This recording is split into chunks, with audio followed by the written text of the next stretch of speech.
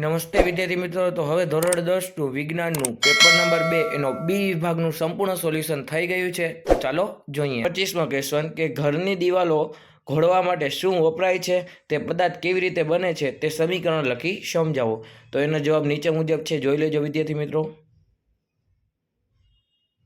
તો question number 26મો કે અધાતુ તત્વોના એવા ઉદાહરણ આપો કે જે ઘન પ્રવાહી વાયુ સ્વરૂપે જોવા મળે. તો એના ત્રણ ઉદાહરણ જોઈ લેજો. ઘનનું છે આપણે કાર્બન, આયોડિન, સલ્ફર. પ્રવાહીનું બ્રોમિન.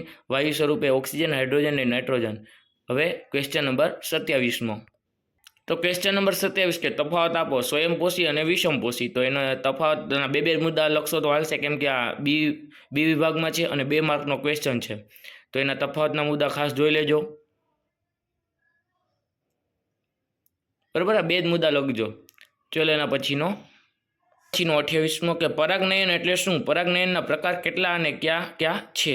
પરાગનયનના 2 પ્રકાર છે, સ્વયં પરાગનયન અને પરપરાગનયન. બરાબર.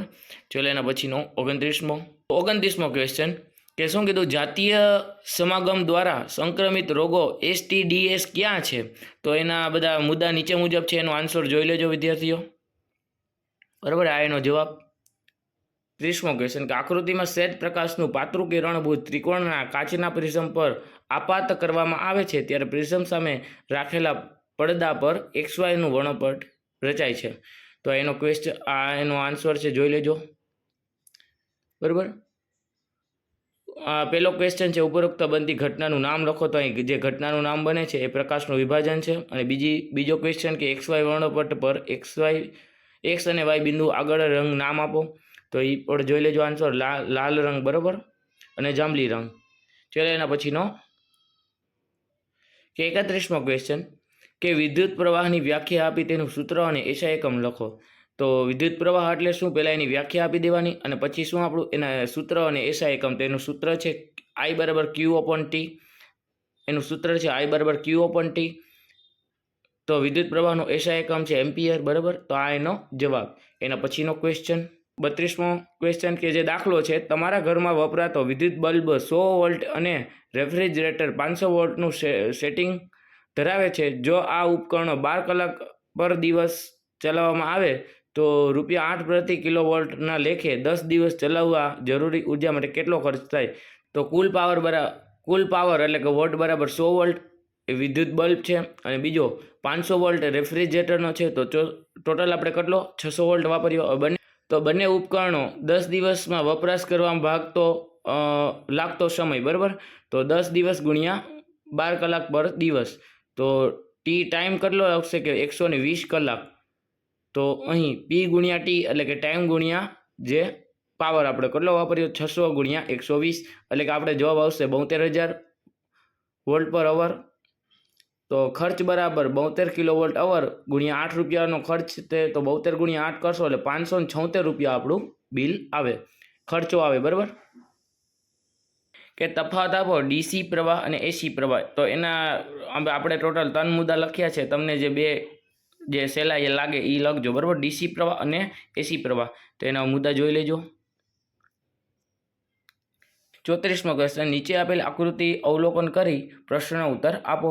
આકૃતિમાંથી જોઈને આપણે અવલોકન કરીને ઉત્તર આપવાના છે. એ નામનું આપી તેની કક્ષાઓ જણાવો. તો માંસાહારી એ બરાબર. તો પહેલા ક્વેશ્ચન જો આવશે માંસાહારી, કક્ષાઓ આવશે પ્રાથમિક માંસાહારી અને ઉચ્ચ માંસાહારી. તો બીજો ક્વેશ્ચન એમાં કે બીનું નામ આપી તેનું કાર્ય જણાવો. તો બીનું નામ શું છે? વિઘટકો. એનું કાર્ય કે મૃત શરીર અને ઉત્સર્ગ દ્રવ્યોમાં રહેલા જટિલ કાર્બનિક પદાર્થનું સરળ અકાર્બનિક પદાર્થમાં વિઘટન કરે છે.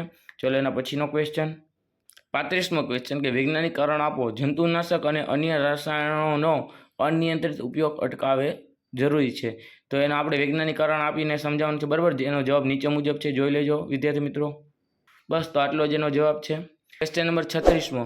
તો જો તમે અમારી ચેનલ સબસ્ક્રાઈબ ન કરી તો ખાસ સબસ્ક્રાઈબ કરજો. તમને આ જ વિડીયોની એન્ડ સ્ક્રીનમાં અગાઉના BCD વિભાગના સોલ્યુશન સંપૂર્ણ રીતે મળી રહેશે. સબસ્ક્રાઈબ ખાસ કરજો. બરાબર. અને જો તમે અમારા મેમ્બર બનવા માંગતા હો તો જોઈનિંગ બટન જે સિલેક્ટ કરીને જોઈન થઈ જાજો, અમારા મેમ્બરશિપ લઈ લેજો. તો 36મો ક્વેશ્ચન એનો જવાબ નીચે મુજબ છે. પહેલો ક્વેશ્ચન ને કે એક નિર્દેશક ભાગ રચના આલેખો અને તેના દ્વારા થતી બે પ્રક્રિયા નામ આપો. તો બે પ્રક્રિયાના નામ આપી દેવાના છે. પછીનો બીજો ક્વેશ્ચન કે ઝેડ નિર્દેશિત ભાગ આલેખો અને આપેલી આકૃતિ માટે તમે કઈ સ્થિતિ વિચારો છો અને તે જણાવો. તો બીજાનો આન્સર કે રક્ષક કોષો છે જ્યારે પાણી રક્ષક કોષોમાં પ્રવેશે છે ત્યારે તે ફૂલે છે અને પરિણામે વાયુ રંધ્ર ખુલ્લું થાય છે. ચલો એના પછીનો ક્વેશ્ચન કે વિદ્યુત પ્રવાહધારિત વાહક અને ચુંબકીય ક્ષેત્રનો ઉપયોગ થતો હોય તેવા સાધનોના નામ જણાવો. તો એના ખાલી નામ જ આપવાના છે. તો નામ આપી દો કે મોટર, વિદ્યુત જનરેટર, લાઉડસ્પીકર, માઇક્રોફોન, માપન કરતા સાધનો કરવામાં આવે છે.